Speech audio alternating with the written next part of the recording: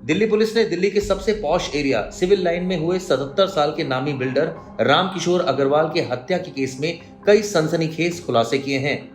वही posh area जहां से दिल्ली के मुख्यमंत्री का आवास महज 1 किलोमीटर और एलजी का घर महज 1.5 किलोमीटर दूर है।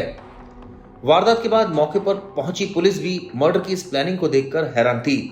पुलिस ने इस केस को सुलझाने के लिए करीब 500 सीसीटीवी फुटेज को खंगाला, जिसमें कारोबारी के घर में लगे कैमरे भी शामिल रहे, जिससे आरोपियों की पहचान और गिरफ्तारी में सहायता मिल सकी।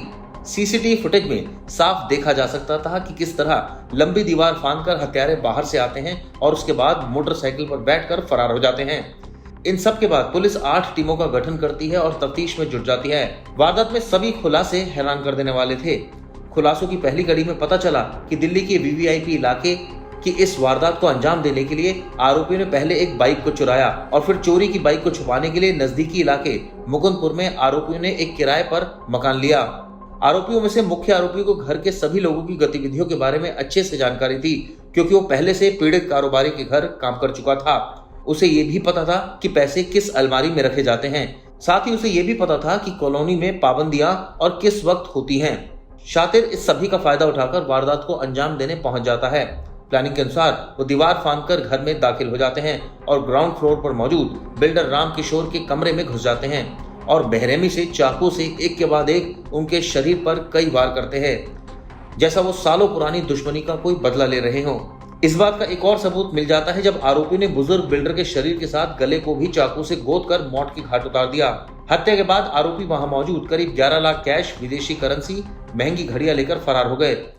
सैकड़ों सीसीटीवी को खंगाला गया और उसके बाद जो रास्ता है, जो रूट है एसएलएंट का, वो आइडेंटिफाई किया गया और जितने भी तरह के जो टेक्निकल इंफॉर्मेशन है बेस्ड ऑन इलेक्ट्रॉनिक प्रिंट्स, उस सब को इकट्ठा कर जो मेट्रो के मूवमेंट्स हैं, जो उसका अदरवाइज मूवमेंट है, कर जो दिल्ली पुलिस का जो जॉइंट टीम है, जिसमें crime branch, district police, north district की जो है वो, मेट्रो पुलिस और भी बहुत सारे यूनिट्स, सबके जॉइंट एफर्ट से 2 जुवेनाइल्स को एप्रीहेंड किया गया है और इस केस का खुलासा हुआ है।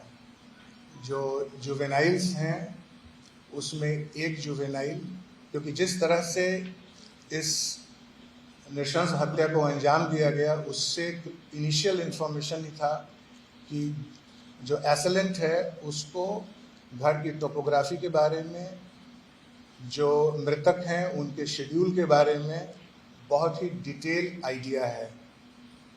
तो उसमें से जो 2 जुवेनाइल्स एप्रीहेंड हुए हैं, उसमें से एक मृतक के घर में एज हाउस हेल्प के रूप में कुछ महीने काम किया है। वारदात के बाद पुलिस को साफ पता चल गया कि वारदात इनसाइड लिंक के बिना मुमकिन नहीं है। पुलिस को शक होता है कि वारदात के लिए पहले बदमाशों ने रैकी की होगी, जिसके लिए वो सोसाइटी के सभी सीसीटीवी कैमरों को ध्यान से देखती है, जिससे पता चलता है कि वारदात से ठीक एक दिन पहले दोनों शख्स ई रिक्शा में सवार होकर वारदात की जगह पहुंचे थे और फिर दूसरे दिन रात को बाइक से वहां से गुजरते हैं। साथ ही मेट्रो कार्ड के इस्तेमाल से भी उसकी लोकेशन का पता चला। पुलिस ने बताया कि लूट और हत्या की वारदात में शामिल सभी आरोपी नाबालिग हैं। ब्यूरो रिपोर्ट, क्राइम तक।